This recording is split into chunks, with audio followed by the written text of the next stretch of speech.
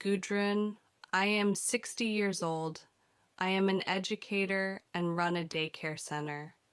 And there was a major turning point in my life, and that was a near-death experience at the age of 35.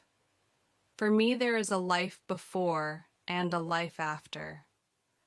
My life before was one of violence, abuse, disregard, and really just depression, destructive environments, and no environment at all where children could thrive.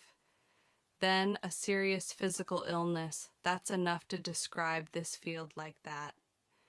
In retrospect, I would simply say that it was life as a zombie, as a dead person, and that has nothing to do with what came after.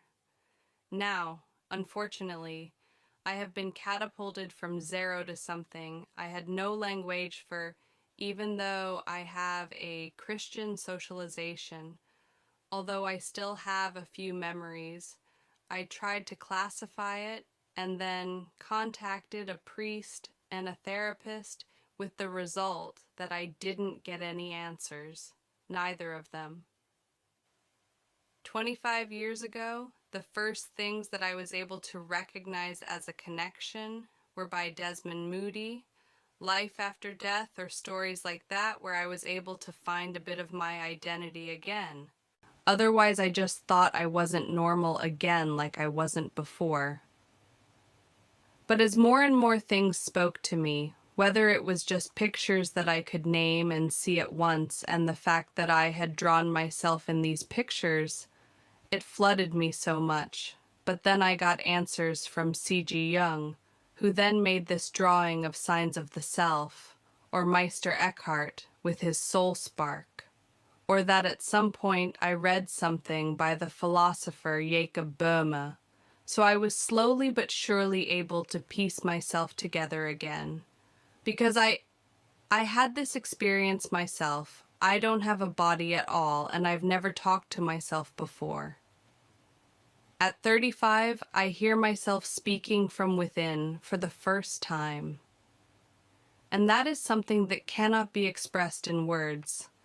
And about my development, I have to say, I've been reading for 25 years now, and I'm trying to learn and put into words what you can't put into words. But one thing is very clear. I'm alive. I live from the inside out. And this before and after feeling, you simply can't describe it in a short time and bring it into detail.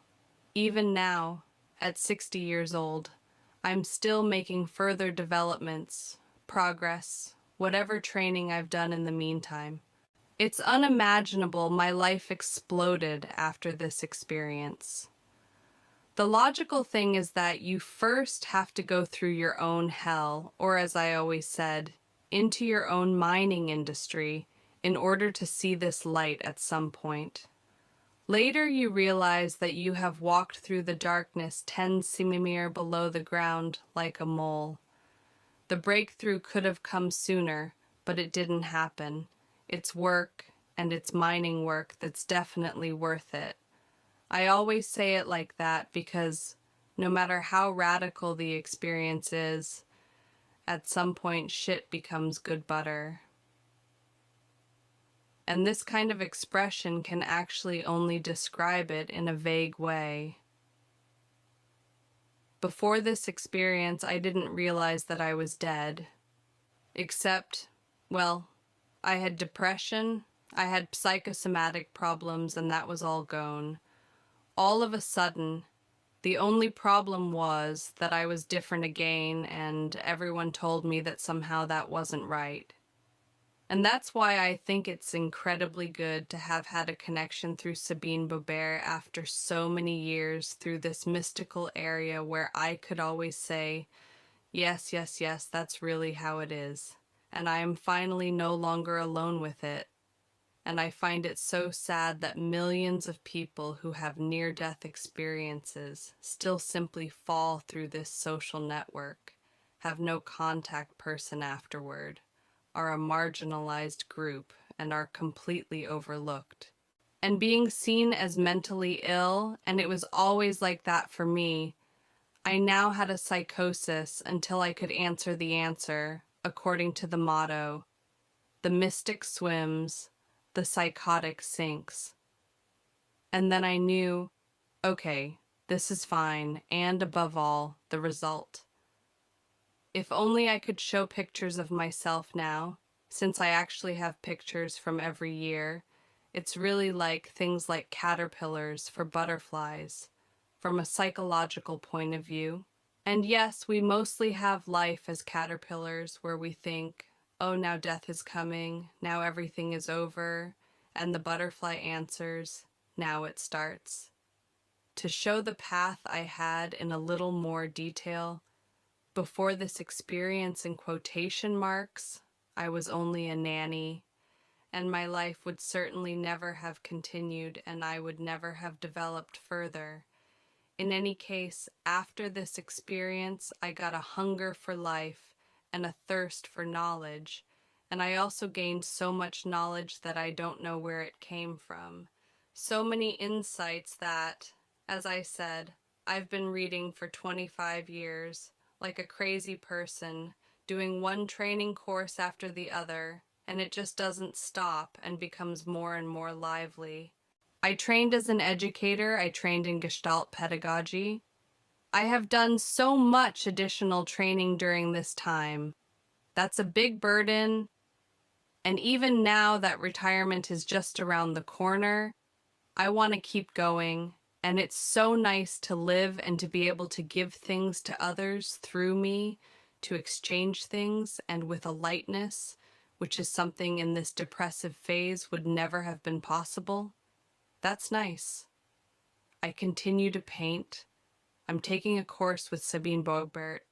I'm doing a lot of other things, and I hope it continues. I keep discovering new things in this world, and there is no everyday life anymore. There is no more everyday life. Every day, every encounter with every person, no matter what kind of person it is always a new experience, a new challenge that brings joy, even if there is sometimes frustration, but it is never depression, guilt, or anything anymore. Other things that have been talked about, but how do we deal with this situation now? What is better? What is the lesser evil? We just weigh it up and then don't sink into it emotionally like in a swamp, but we make the best of what we simply have. And so we continue to learn new things every day. The older I get, the more alive I become, and I never want to be young again. Although I want to live long and stay healthy, life is just like an explosion after that, wherever life takes me. I have no idea. It's not finished and it's not over. I'm in the middle of it. I would have to speak for hours to be able to convey this to people, and I just don't have the words. It's definitely worth taking this path and saying, let's go through the depths, the darkness, the fear, the illness, through all of it, and try to remove it layer by layer so that we can finally see this light at some point, to be able to see tunnels. What else helped me to be able to speak my own language during this difficult time was painting. And since I went into deep meditation for a very long time, even while painting, and I kept some of my pictures, I suddenly saw myself in this near-death experience from above and just thought, you know this picture, and got it out of the shed. Of course I painted myself abstractly, just as a red circle with a yellow dot and radiance, but in the circle the sign of myself. All these archetypal images, everything that was connected to it, suddenly came up.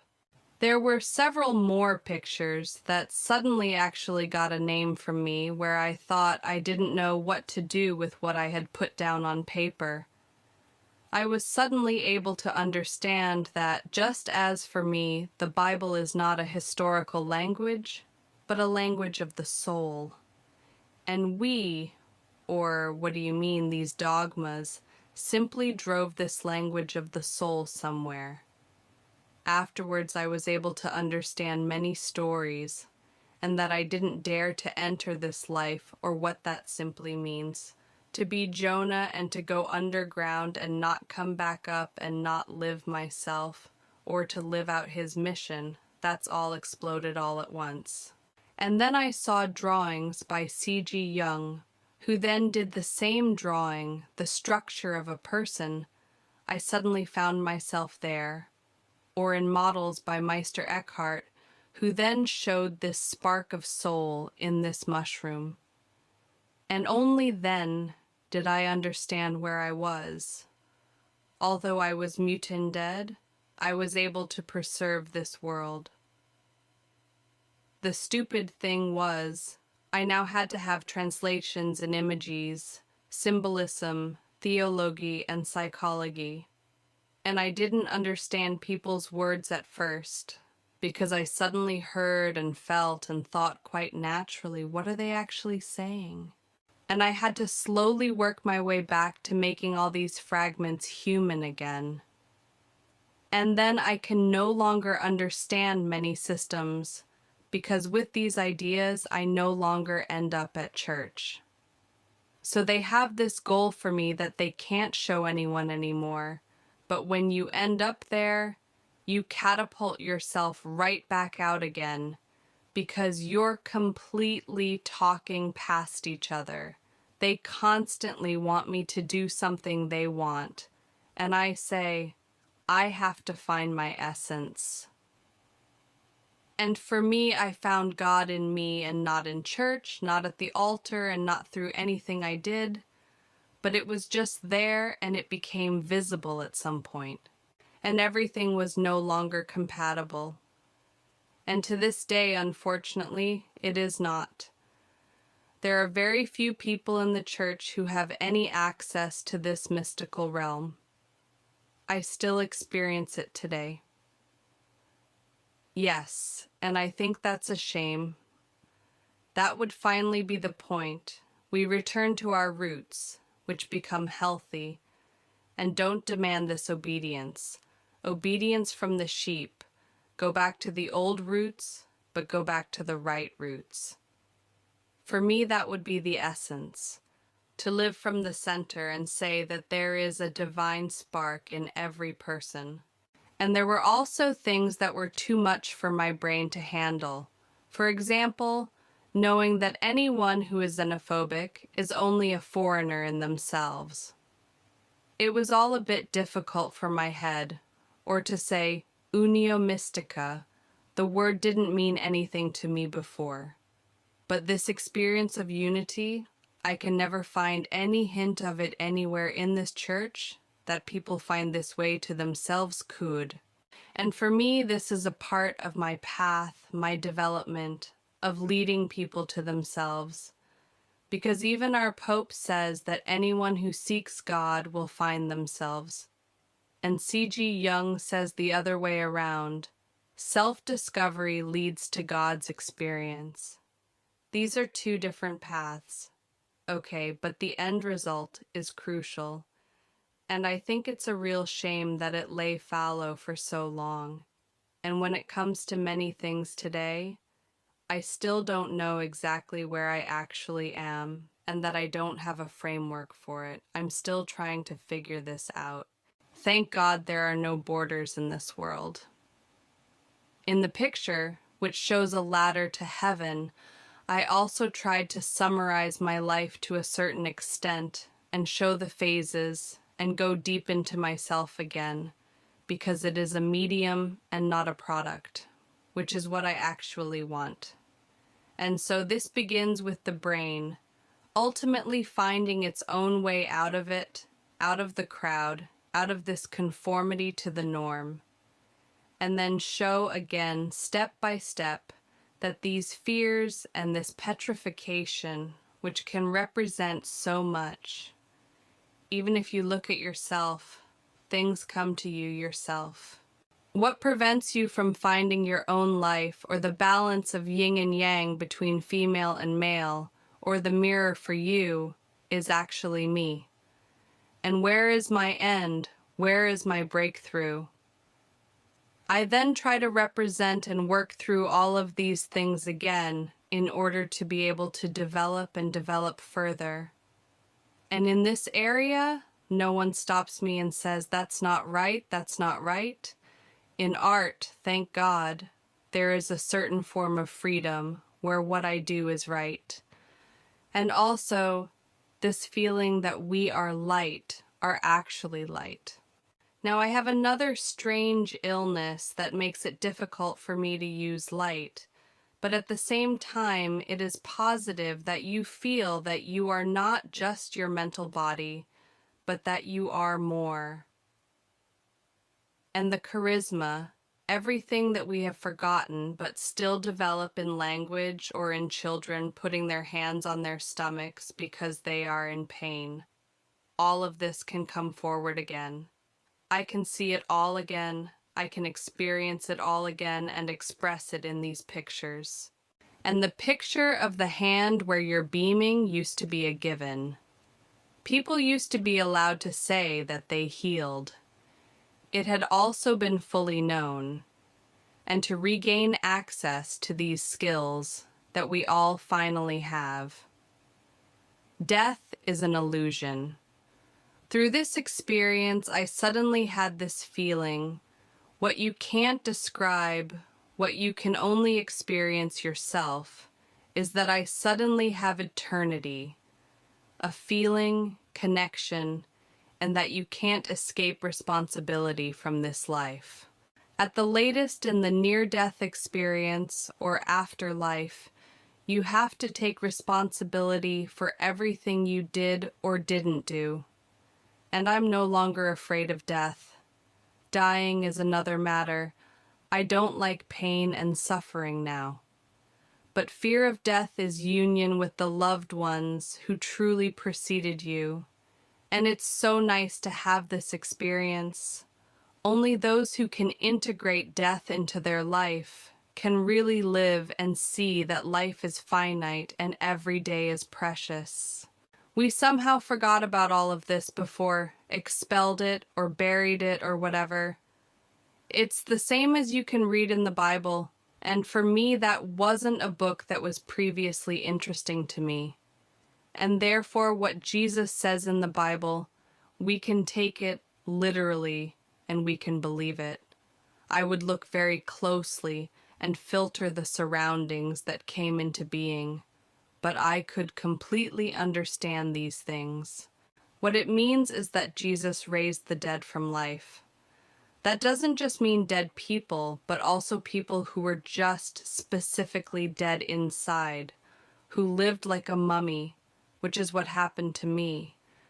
To understand these symbols again, not to be able to hear them. Words would never have reached me at this stage. I could no longer be reached with words. And then knowing that love is stronger than death. And that brought me back to life. Just because of the birth of my daughter. That had been so impactful. Being able to trust these people for the first time, to be able to trust blindly. First of all, just being able to feel where I actually am through a child.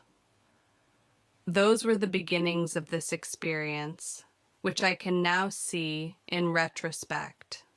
And what a valuable treasure that was. My daughter no longer had to bear my burdens in raising her. I was able to do so many things well and do things differently than many generations before me. My parents, grandparents, it was the same destructive behavior over and over again. And then I was able to get out and see that it was possible to accompany a child, that it also has a contented, happy, fulfilled, and above all, its own life. This is the greatest gift for me to see what I have worked so hard for. Even with therapy, going through things, taking on the difficulties, you really get more rewards for these things in retrospect than you can imagine.